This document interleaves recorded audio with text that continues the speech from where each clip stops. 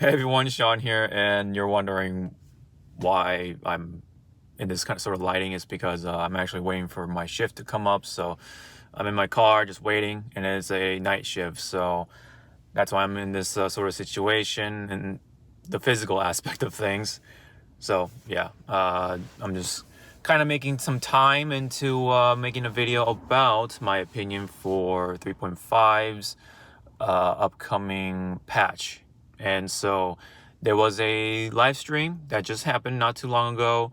And of course, people were talking about it. So I just thought I'd drop my 2 cents in there. To an extent, I'll just talk about what was significant on top of my head, what were the highlights and stuff like that, what happened in that live stream exactly. So, uh, so basically, we had an overall like pretty basic stream. That's in my eyes anyway. Like it talked about the story aspect of things. I don't know if it's a Archon story or not, or no. It's just a story with Dea, right? And we're gonna have, of course, a story quest involving with Dea, and she is definitely the sort of the most talked about character for that stream or upcoming patch.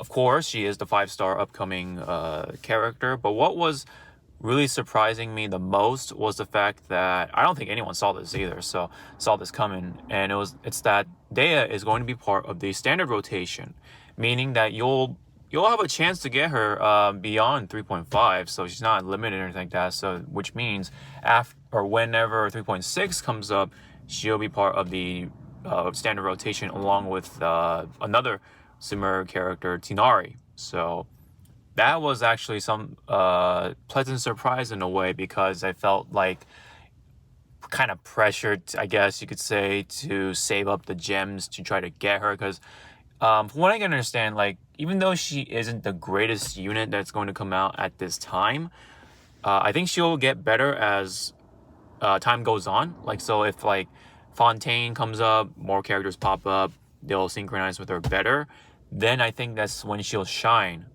from what I can predict anyway. And I have a friend of mine that's been thinking the exact same thing, and I can agree with him as well on his points as well on why or what is going on with Dea. But anyway, Dea is going to be coming up nonetheless, and she does look really cool.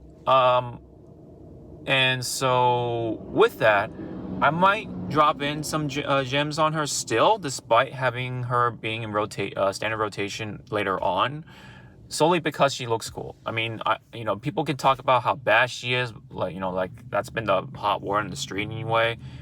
How bad she is because her scaling is just kind of like whatever, or like her role overall is kind of just whatever, and also the fact that her burst doesn't work with a lot of characters like, you know, other characters do in the game. So because her burst works, it's just like an animation, right? It's like a super combo, right? So it's not just like you hitting a bunch of normal attacks with all the other character or a lot of the other characters, like Arataki Ito and stuff like that. Her burst is just like an attack. It's just a single. It's considered a one sequence of attacks, which doesn't set off or proc the sort of the swords or any other sort of off-field applications or supports like Elon's dice or the rain swords from Xing Chu or Xing Cho, or Xing Che. I guess it depends on how you pronounce his name. But Xing Cho, his rain swords will not get procced with Dea's burst. So that was like one of the biggest like sort of turn-offs for people who wanted to go for Dea.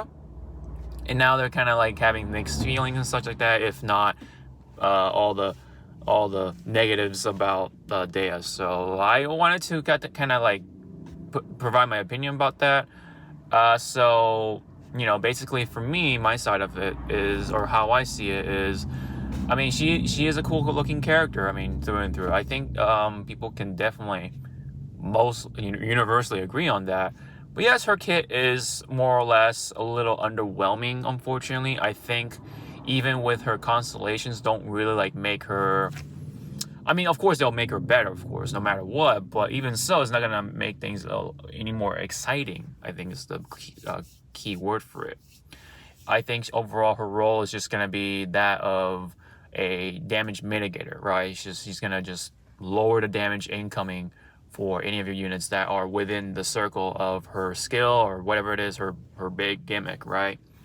So she's gonna kind of act like Bennett in a way, a little bit like Rosaria, anyone who has that circle, right? So in that sense, she is similar to those characters. And from what I can understand, I mean, there are some 5-star characters who do that, like, Ganyu, who has raining glaciers coming down, right? But doesn't really provide like a buff other than herself, right? With the crit rate whenever that the burst is active. It's similar more to that of like Shinha or Ayato and such like that. So, they provide a circle and they buff the character, whoever's in that circle, more or less. Oh yeah, even Chung Yung, right? Chung Yung provides, I think, attack speed, I think, preventing, depending on his constellations and such like that. But yeah, he has a circle too, right? So, so it really works similar to those kind of characters. And usually those kind of or most of those characters don't really work like that badass flashy DPS that people were hoping for with Dea, because she looks like she's an offensive character from what we've been seeing from the story. She was absolutely cool looking during her times on the screen in the stories anyway, so far in Sumeru. So that was also likely why people have been turned off by what is actually her kit, rather than what they've expected and stuff like that. So the expectations versus reality definitely clashed for Dea. And yeah, so my sort of overall process with this is that how I'm going to proceed with this is that, so funny enough, because after I knew that Dea is going to be part of the standard rotation, I just went ahead and rolled on Yelan's banner because I think she's like the more optimal character. I wanted to see one from her, and luckily I got C1 from with Yelan, so that was actually awesome. And along the way I got Candace, so I'm building up constellations for Candace. I think she's another cool looking character who has potential once more characters pop up, right? Funny enough. So I think characters like Dea and Candace even have come out a little too early. Same thing what happened with Shinobu. Shinobu definitely came out a little too early until Dendro came out, and she is just a lot of top teams for a lot of people.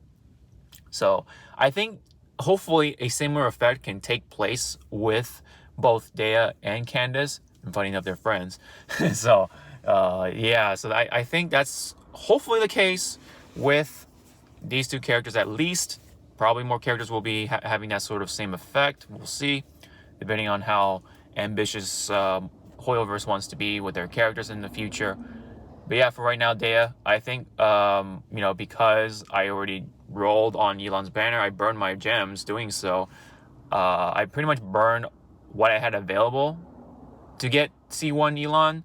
So yeah, I think essentially what's going to happen is that I'm just going to just trinkle in build my pity up with Dea's banner. So yeah, even though I know that she is going to be in standard rotation, I still want to get her ish. So that's why I am going to I'm not making sense, but I'm planning to just sprinkle in whatever wishes I can get during the upcoming update. And then once she's gone, she's in the standard rotation anyway. So don't not to cry over spilled milk or anything like that. So I'll just sprinkle in or chime in anything I can. Even if I don't get her, I'm building up pity, and that is that. So that is going to be the plan of things for 3.5 that is coming up. So yeah, pretty funny, but I got C1 Yelan, so yeah, I'm a happy customer. And I'm definitely been rocking or testing out the Yelan C1, and yeah, man, I can definitely see why a lot of people are happy with that one. And that's what this constellation she needs in order to really make things go and stuff like that. Someone's about to take off in front of me, so anyway, that's why the red lights are coming up. So anyway, I think that is the plan of things for Dea anyway. So that is pretty much the the gist of it for Dea alone, really. Okay, sorry about that. I kind of wanted to move up a little bit on the parking space, so that's why that way there's no like weird gap or anything like that. But anyway, I wanted to continue with the rest of the live stream opinions, of course, for 3.5, or just go over things what happened. So basically, we're getting a new event already with the Windbloom stuff already. Like it's already back. Like wow. I don't. Maybe it's not the same exact Windbloom festival or whatever you call it, or event that we had with with all the nice Mondstadt characters coming in. We even had a debut of Mika, right? This time around, we're gonna probably get featured with Cole. Cole is gonna be a star in that one, along with Sucrose. Finally, she gets more of a feature, right? I mean, along with Albedo. Like every time Albedo's there, Sucrose is not there, even though Sucrose is supposed to have some sort of like, I guess, significance, or she is like, pretty connected with Albedo. So, and people like to ship Albedo and Sucrose together. So I think that's why they're also happy as well, along with myself. I think they're a pretty good pair anyway. So anyway, Sucrose being featured in there, also very nice. Cole in there, very nice. And even a bonus with Sinnoh and Tinari, right? So I think that's a pretty cool. They even brought the trio in from Sumeru, right? The favorite trio from Sumeru coming into the Windbloom Festival, and we're gonna have some really great interactions. I feel, right, potentially. So that's really cool. I'm actually looking forward to the story side of things when it comes to this event.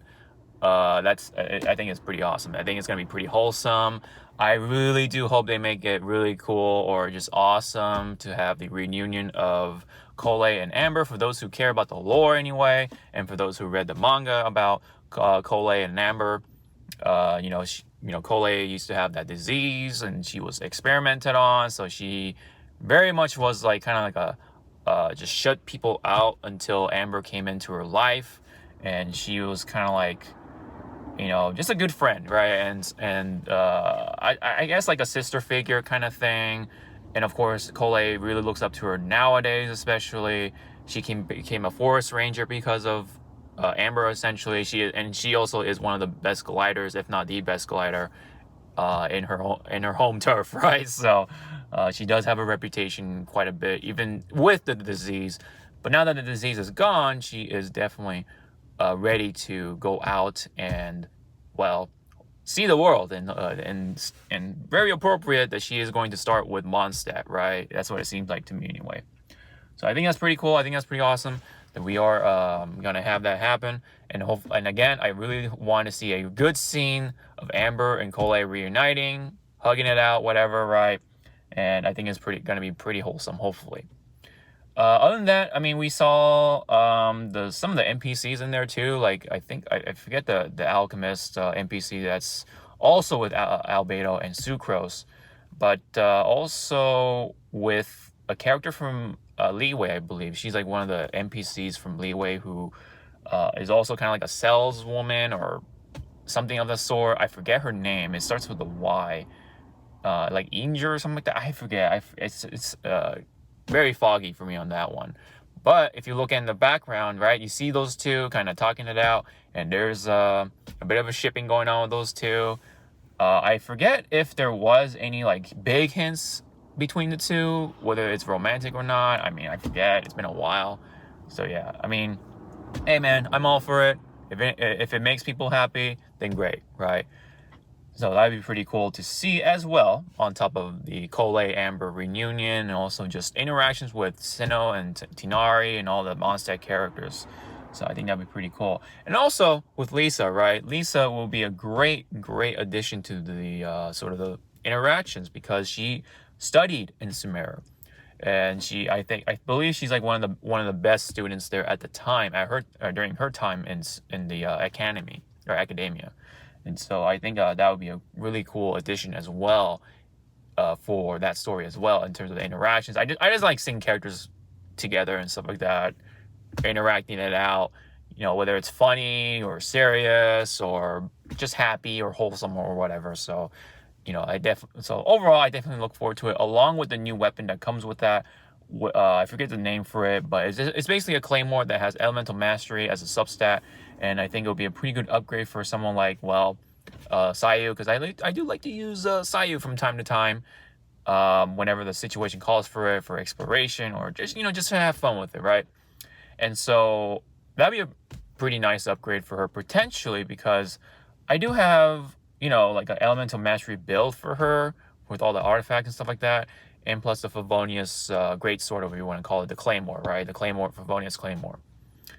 And that's been working out pretty good because she just provides more energy particles, right, for her entire team, whoever she's with. So I think that's a pretty good setup already. But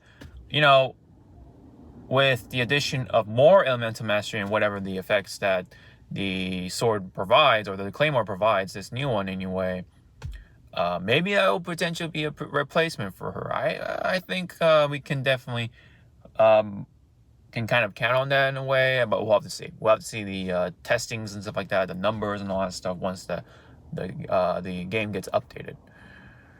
Other than that, there is going to be some stuff with Dane's Leaf. Kaya is going to be a part of that, so I think that's going to be pretty juicy, because for those who remember the lore, Kaya has some sort of relations with wherever Dane's Leaf is from or affiliated with, so I think that's going to be a pretty awesome experience.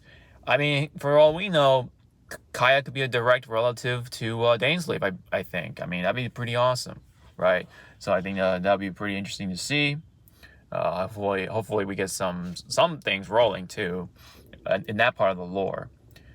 But anything else really? I mean, Mika's gonna be part of the other banners, I should say, and there was a bit of a surprise, sorta.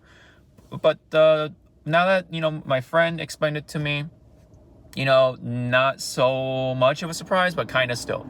And that is the other banner involving with Sinnoh. I mean, I guess it makes sense because of the story, right, for the event. So I guess you got to involve Sinnoh somehow.